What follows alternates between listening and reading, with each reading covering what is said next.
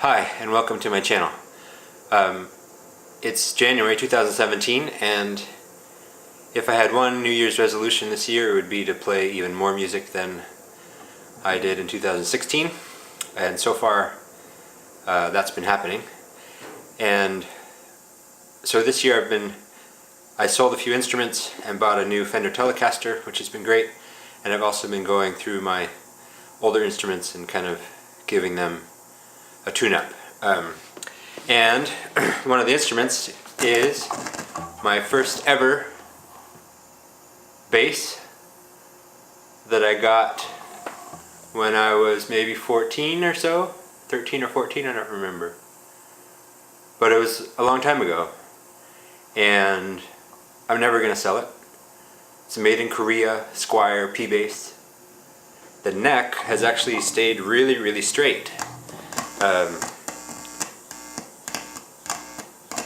And that noise that you're hearing brings us to the topic of today's video. The electronics on this are shot. Depending on where they are, you get some major buzz, and the tone knob doesn't actually work anymore. So I went to sweetwatermusic.com, not necessarily a plug for them, but they seem like a good site, and I bought an Emerson pre-wired P-Bass kit. So this video is going to be before and after an installation of this kit. So here's a bit of before, and you've heard some of the buzz and the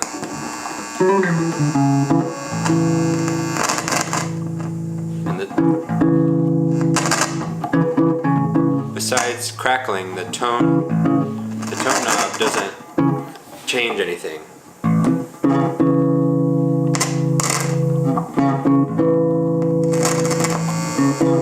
Really, like it might make minor changes sometimes, but then it cuts in and out.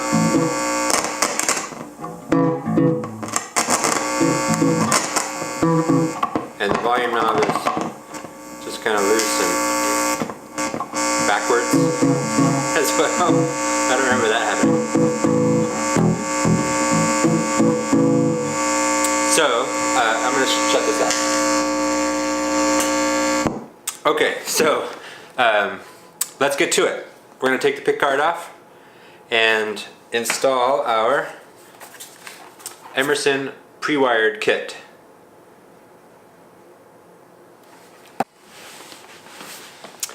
Before we take the pick guard off, I thought we'd do a bit of unboxing. So I've already cut the label, but I haven't actually taken it out of the box. So this is how it comes.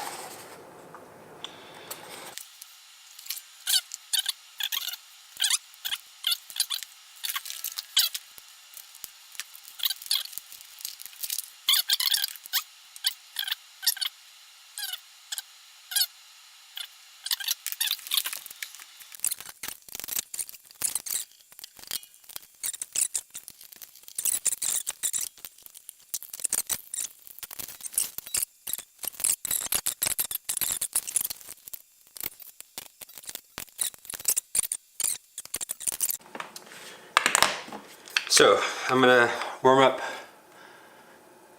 my new cordless soldering iron. This is my first use of that. Let's see how that goes. Before I get too far, I want to make sure that this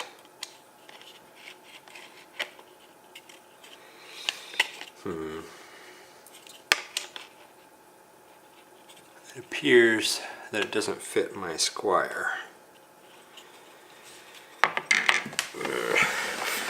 Okay, so this just got a lot more difficult. Okay, so it appears, if I were to use this as a template, well, except for that one, that they're significantly closer together. Also, the hole is a bit bigger here than it is here. So I'm going to drill it out, and hopefully that'll help.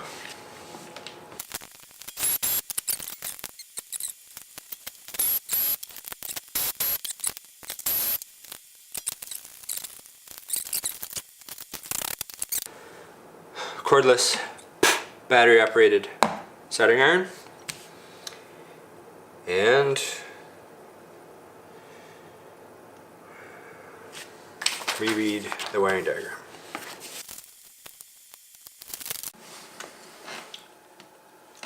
So my soldering iron should be hot at this point.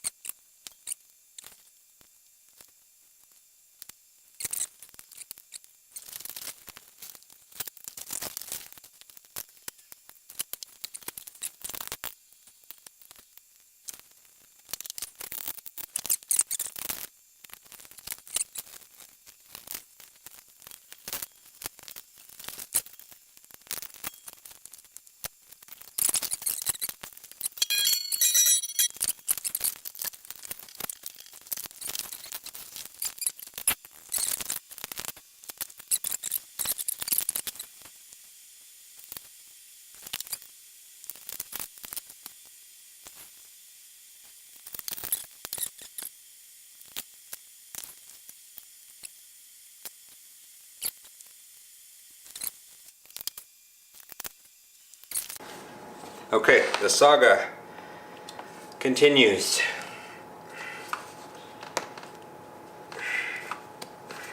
I now have my, what should be much more powerful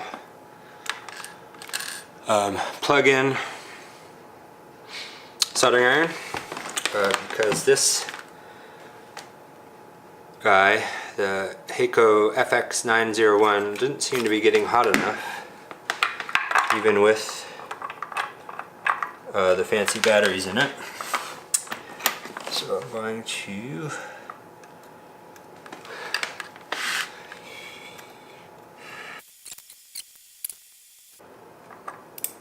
there we go. So this, I think, is the same price as this, and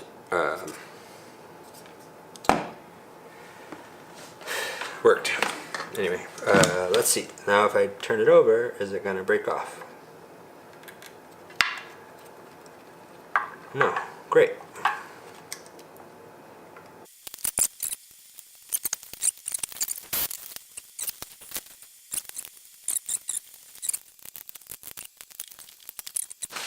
That's an old one. Okay, I'm going to plug this in really quick. Make sure it all works before I go much further.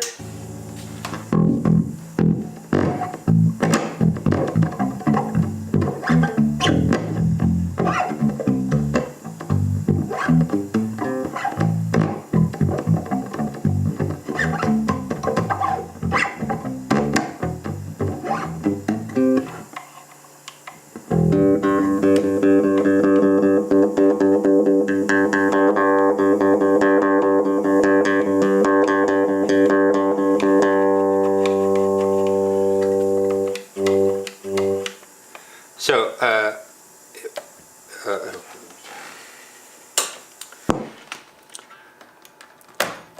let me put it back together, and then I'll clean up.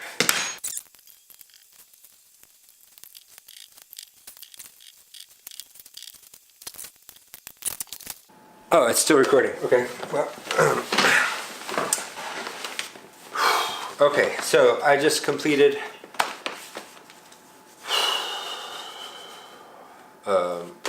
the swap of my Emerson pre-wired kit on my Squier P-Base made in Korea, and it was not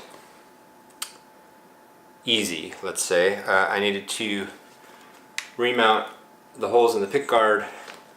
Turns out this soldering iron did not get hot enough, so I'll have to do some further testing on that. And it also seems the tone knob still doesn't have any effect, so I'm wondering now if the pickups don't transmit whatever frequency this is trying to attenuate, and therefore it's inoperable. But it no longer buzzes, hisses, whatever, crackles. The volume knob works. However, my knobs that came on the Squier, the hole is too small to fit over the Emerson kit. So, just a quick loud.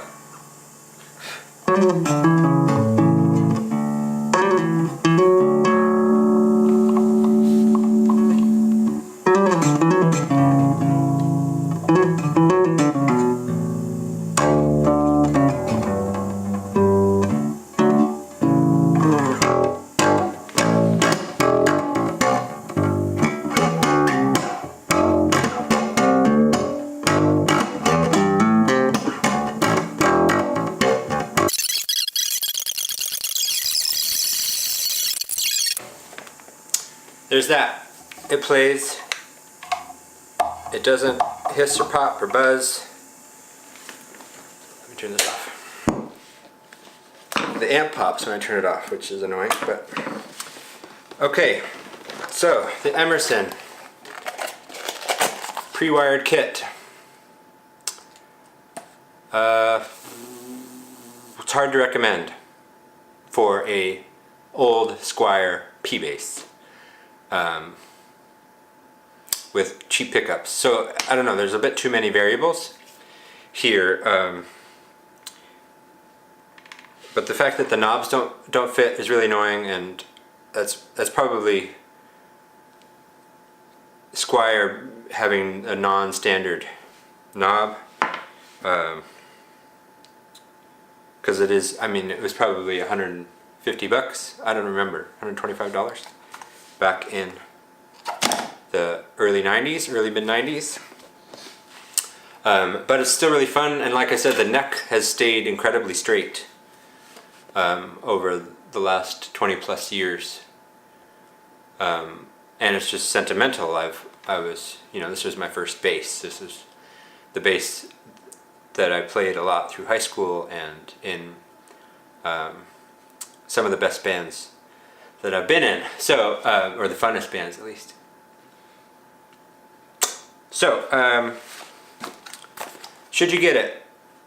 If your electronics are shot, and if you have probably a Fender P-Bass, not a Squier P-Bass, and you don't want to assemble your own kit, because you can buy pots yourself.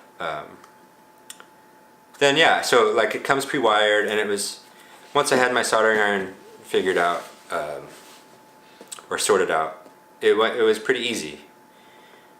And I'm just assuming that on a Fender you won't have to remount the pick guard, and I'm also assuming with better pickups the tone knob will actually work. So there's that. Thanks for watching. This turned into a much longer project than I was expecting and I was hoping for. But hopefully it was helpful for you, and keep playing, and